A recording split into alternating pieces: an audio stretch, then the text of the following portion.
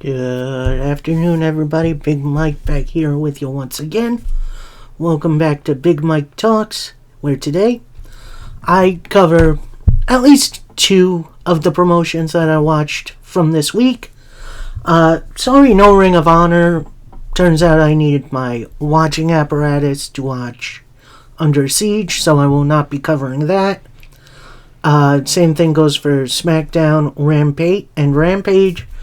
So instead, I'm just going to cover Impact Wrestling for the week leading up to Under Siege, which was a very good show, and the YouTube return of MLW Fusion, which was a pretty big return. Should be a fun show going forward.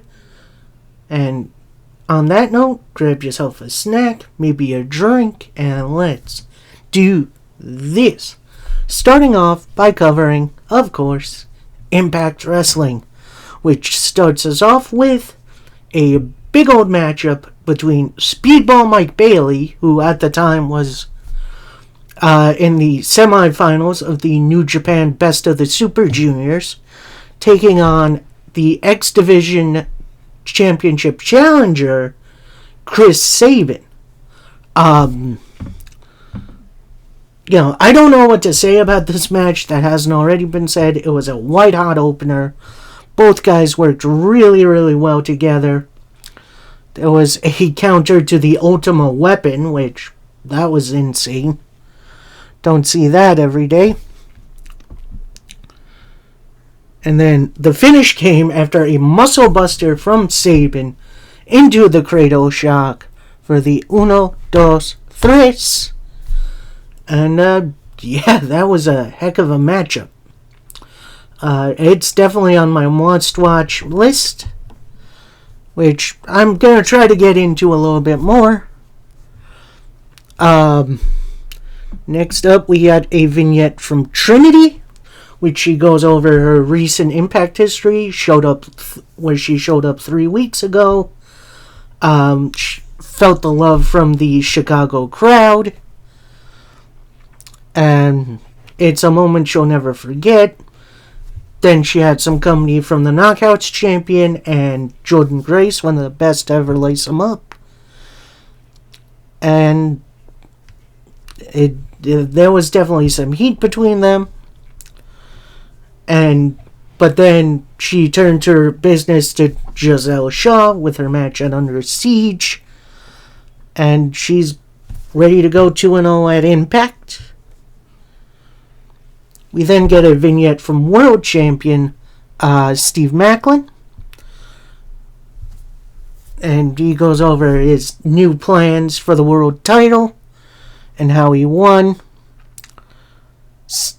In which there was a different plan, different opponent, same mission, and that's to win. We then get a Steve Maclin promo, which, very interesting to do. Pretty much says, with wasted motion in this company, and that's what will get you killed. He reveals that PCO will not be his opponent at Under Siege, and that he'll name his opponent later on tonight, which I will say does not go well for him. So stay tuned for that. We then get Nick Aldis on commentary for the next match, a tag team match player. We have Kenny King and his new protege, Sheldon Jean, taking on the team of Black Taurus and Crazy Steve, a.k.a. Decay. And honestly, this was a heck of a matchup. Taurus definitely outpowered everyone in this match. But through ingenuity and through, his moveset, Gene and Kenny King picked up the victory via the Royal Flush on Crazy Steve, which, kind of makes sense. I do hope for better for Crazy Steve. I still like Decay. Hopefully they can come back together and be a solid unit again. Then we get Kenny King with the microphone. And he's saying directly to Nick Aldis on commentary that at Under Siege, I'm going to kick your ass and I'm going to move to the next level. And then Aldis, he takes off his coat. He's ready to beat. He's not waiting to Under Siege. Kenny King sends Shoten Jean to the outside to try to jump him. Aldis fights him off. He goes kind of face to face with Kenny King, who then bows out the ring. He then sings, "Tomorrow, tomorrow, I'll beat ya tomorrow," which definitely got me. I'm a big Wizard of Oz fan, and that tickled me pink.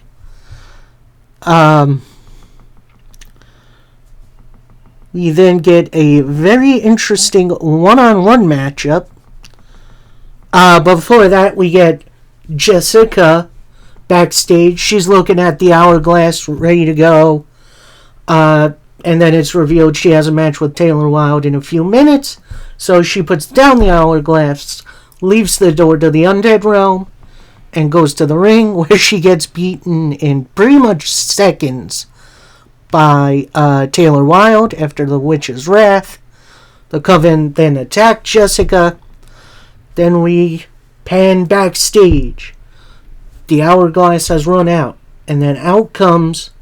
We just see Sneakers at first. And I'm thinking, okay, whose character is this? Turns out Courtney Rush technically making her Impact debut.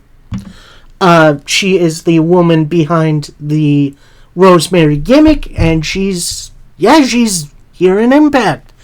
And she makes the save for Jessica. We then get both of them backstage. Jessica has so many questions, like, why are you here? What are you doing? And then Rush pretty much says, look, yes, I am technically Rosemary, but I don't know what I'm doing here. But if I'm here, that means we got an adventure coming up in which, Courtney Rush and Jessica in the Undead Realm sounds pretty good to me. Then Jessica invites Rush into Death Dolls. She accepts. So, a little gimmick change for Miss Rosemary for now. We'll see where this goes. I'm definitely excited for that. We then get Angels of the Design taking on Rich Swann in what was a really, really fun back and forth match.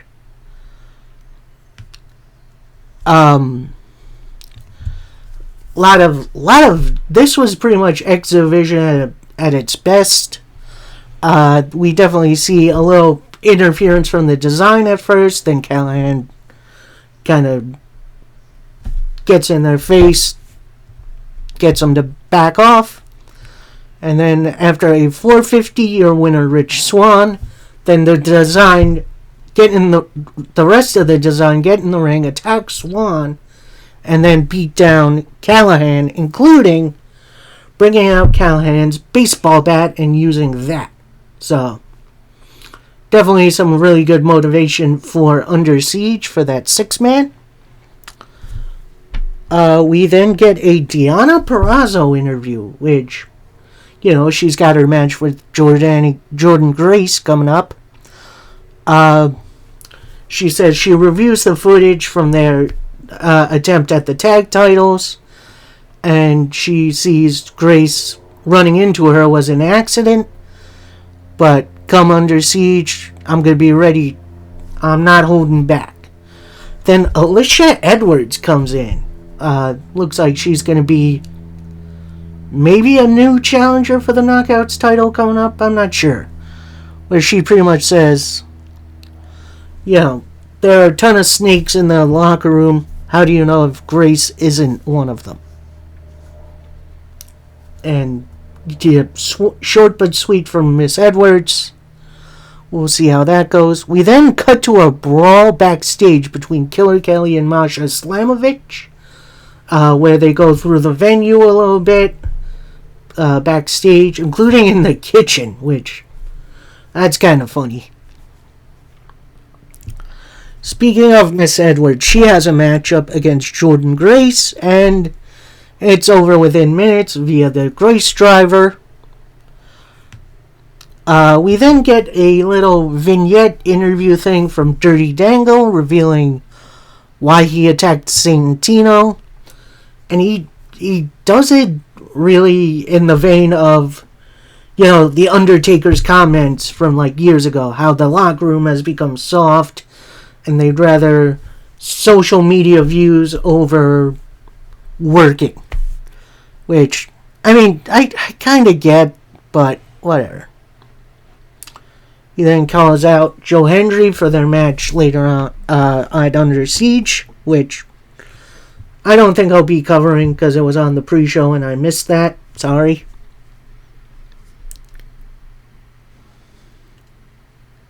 We then get a vignette from the 6-man number 1 contenders participants for Under Siege, and them putting themselves out there why they should be the number 1 contender.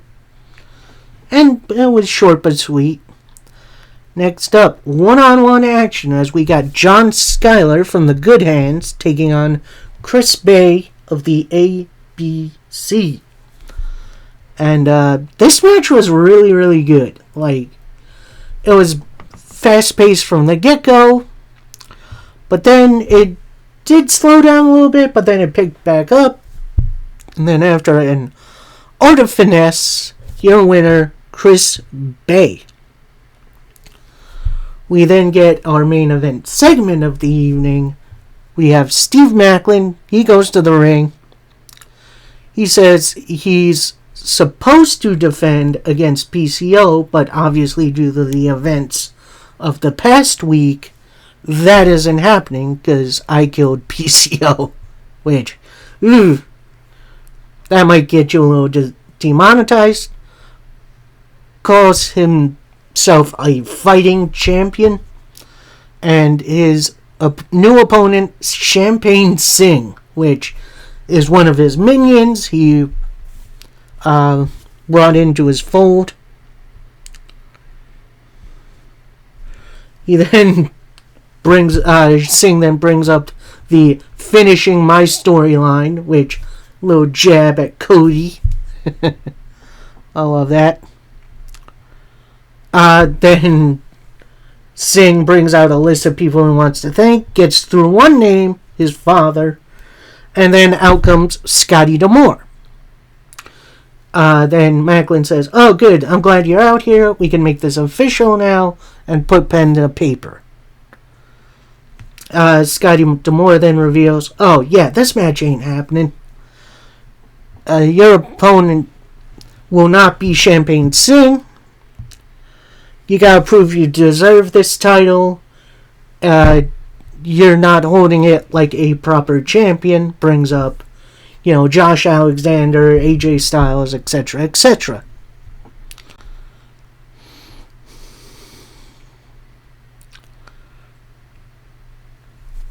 Then he brings up how Maclin brings up how, because I have this title, I'm technically your boss. So let's do this. You didn't show me the respect I deserved at Rebellion by not just handing me the title, but you tossed it.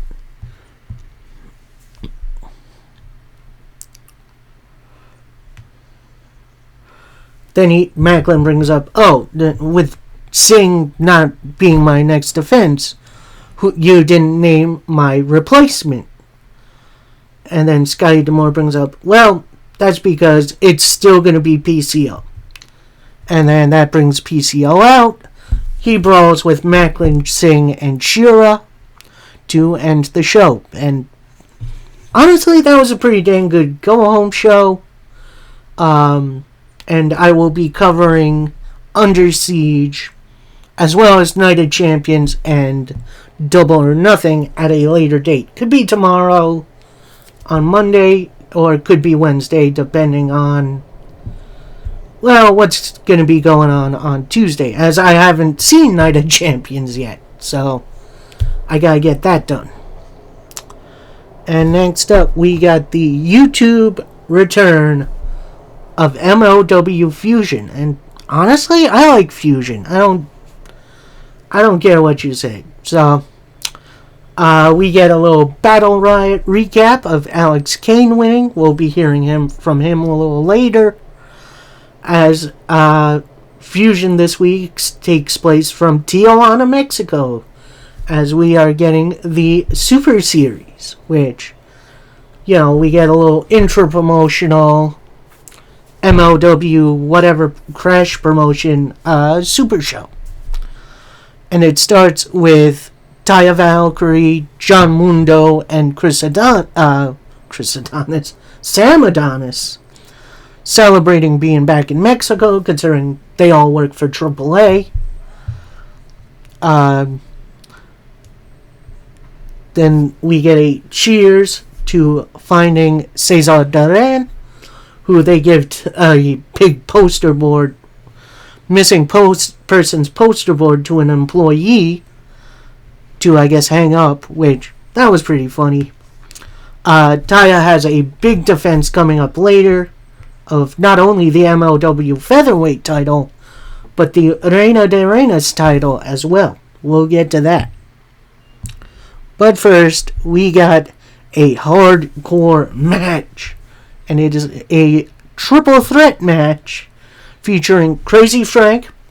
Personally, never heard of this guy, but he definitely brought it.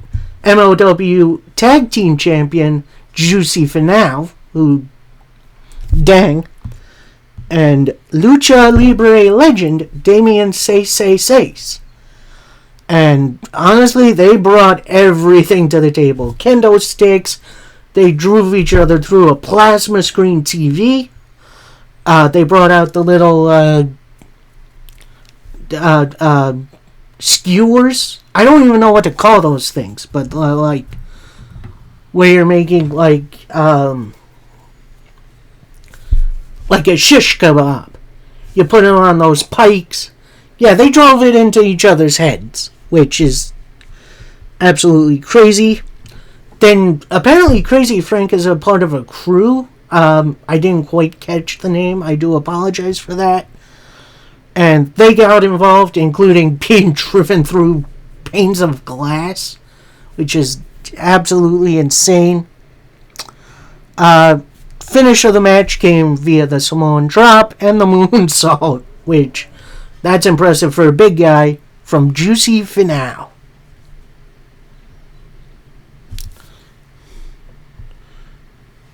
We then get a medical update on Jacob Fatu, the recent victim from the Calling attacks. And he's put on the injured list for 3 weeks. Get better soon, Mr. Fatu.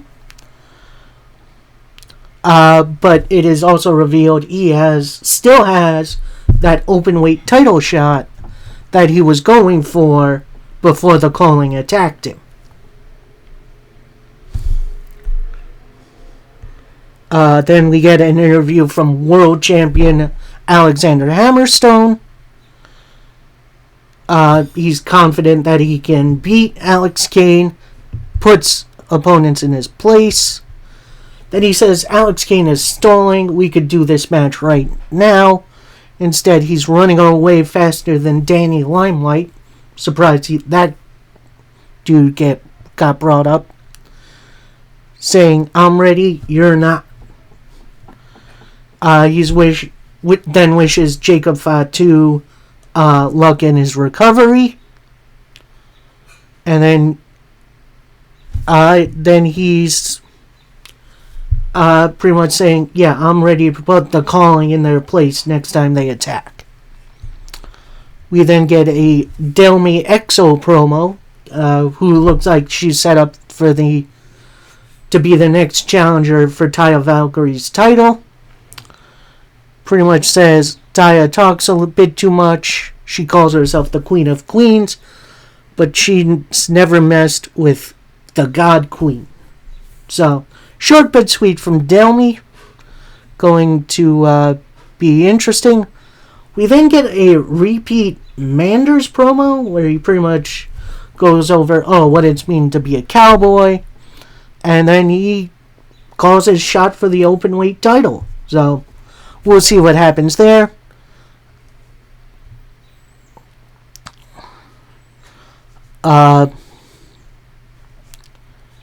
Then we get a little interview from Willie Mack. He is also looking to get the shot for the open weight title.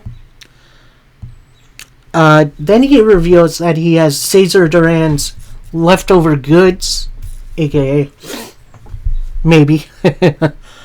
And he pretty much says, yeah, Hennigan, I'm coming for you. So, we got some challengers lined up for the open weight title. So, that's definitely a wait and see. We then see the Second Gear crew backstage, throwing back a couple beers. In comes Mr. St. Laurent. They ask, where the heck is Microman? St. Laurent pretty much says, I'm not his handler. I'm just his promoter. I'm not really sure where he is.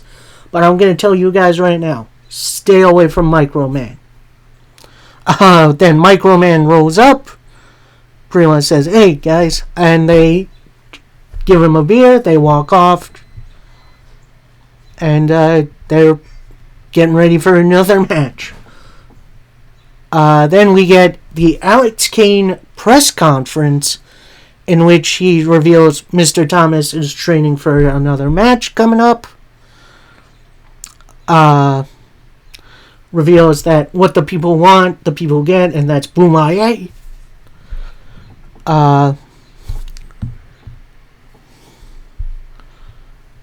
Then he reveals his pay, kind of his pay for the upcoming title match, but he doesn't go into much detail. He does feel his fans behind him, supporting him. Calls himself the lifeblood of MOW. And then he's going to hear Boom-Aye all over the world after he beats Hammerstone. Which could be interesting. We'll see what happens there. They do have that title match at Never Say Never, which I believe is going to be on Fight TV Plus. So get yourself signed up for that. That should be a good one. Our main event of the evening, it's a 4-way match, not only for the MLW Featherweight title, but the AAA Reina de Reinas title, as Taya Valkyrie defends against Sexy Star 2, La Hydra, and Dallas. I do hope I pronounced those correctly. This was a lot of fun for a Fatal 4-way match. Everyone got their stuff in. Definitely some good near falls. But end of the night came with a Road to Valhalla and the 1, 2, 3. So your winner, still Reina de Reinas champion and MLW Featherweight champion, Taya Valkyrie. We then get a promo from The Calling, where it's revealed that Fatu has been the first sacrifice for The Calling, and Raven calls Alex Hammerstone a false idol and says, I don't care for phonies, trust in Raven. Honestly, a very good return episode for MLW Fusion. I really enjoyed the heck out of it, and I hope you guys check it out too. Fusion is a whole lot of fun. Alright, that is it from me. I hope you guys enjoyed. Please like, comment, subscribe.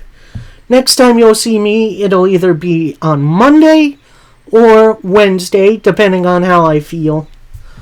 Where I will cover not only Impact Wrestling Under Siege, Night of Champions, and Double or Nothing, in a big old review. So hope you guys stay tuned for that. And until then, happy wrestling, everybody. Peace.